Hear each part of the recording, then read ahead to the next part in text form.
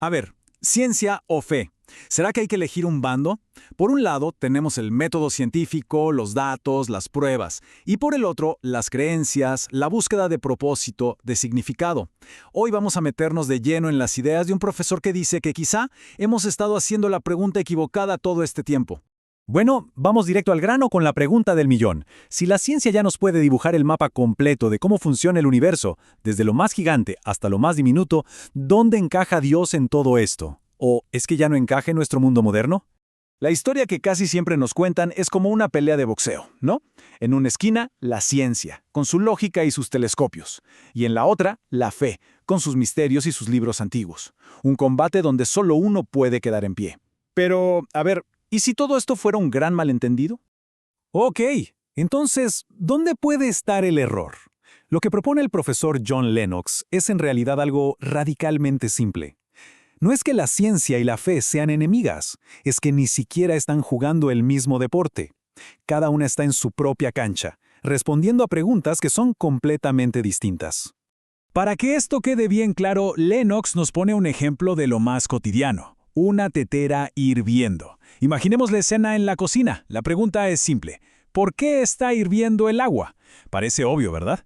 Pues la respuesta tiene más miga de lo que uno cree. Y aquí está la clave de todo. Resulta que hay dos respuestas. Y ojo, las dos son totalmente correctas. Por un lado tenemos la respuesta científica, la que explica el cómo. La energía calienta las moléculas, se agitan, se convierten en vapor. Perfecto, pero también está la respuesta personal, la que explica el por qué. Porque me quiero hacer una taza de té. Y es igual de correcta. Una explicación no cancela a la otra. Ambas son verdad, al mismo tiempo. Pensemos, por ejemplo, en un automóvil. La ciencia puede explicar cada engranaje, cada combustión en el motor, cada circuito. Esa es la explicación del cómo. ¿Pero acaso esa descripción detallada borra el hecho de que hubo un Henry Ford, una persona que lo diseñó con un propósito? Claro que no. Lennox dice que algo parecido pasa con el universo. Describir las leyes de la física no elimina la posibilidad de que exista un diseñador.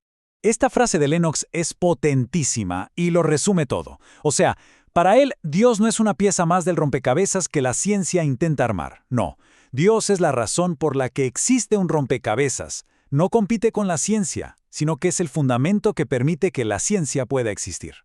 Bueno, ahora preparémonos porque la historia da un giro interesante. Esa narrativa del conflicto eterno que nos han contado sobre la ciencia y la fe, a lo mejor no es tan así.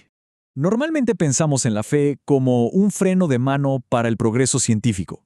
Pero lo que vamos a ver a continuación podría hacer que veamos la historia de la ciencia con otros ojos.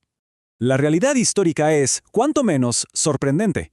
Los gigantes, los padres fundadores de la ciencia moderna, los que nos dieron las leyes del movimiento de los planetas, no eran ateos.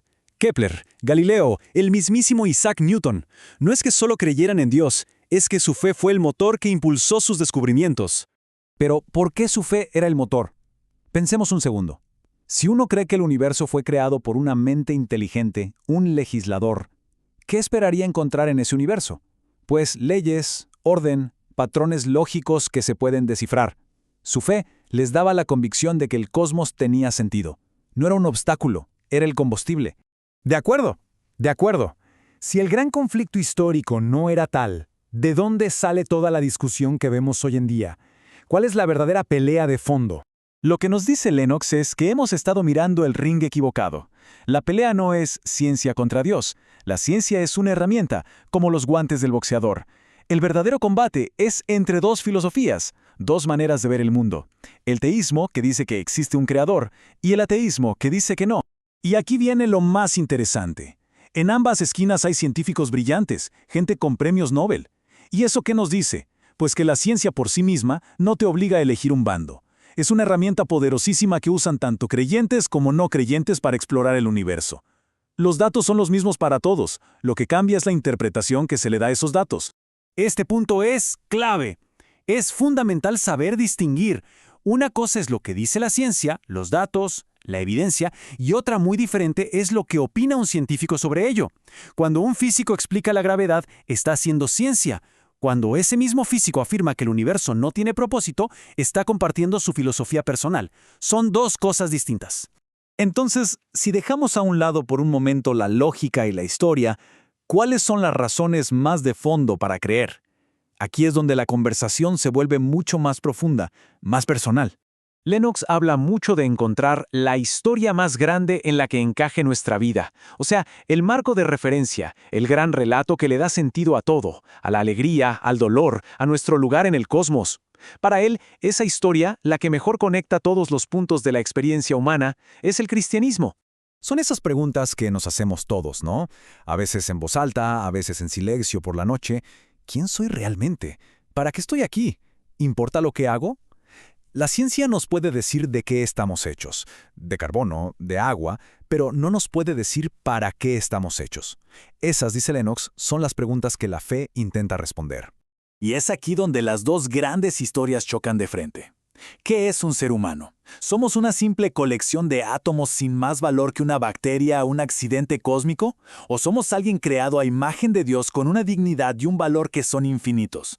La respuesta que se elija cambia absolutamente todo. Al final, Lennox nos pasa la pelota. Porque, seamos conscientes o no, todos vivimos dentro de una gran historia. Una narrativa que nos dice quiénes somos y a dónde vamos. Así que la pregunta no es solo para científicos o filósofos. La pregunta resuena para cada uno de nosotros. ¿Cuál es la historia que le da forma a tu vida?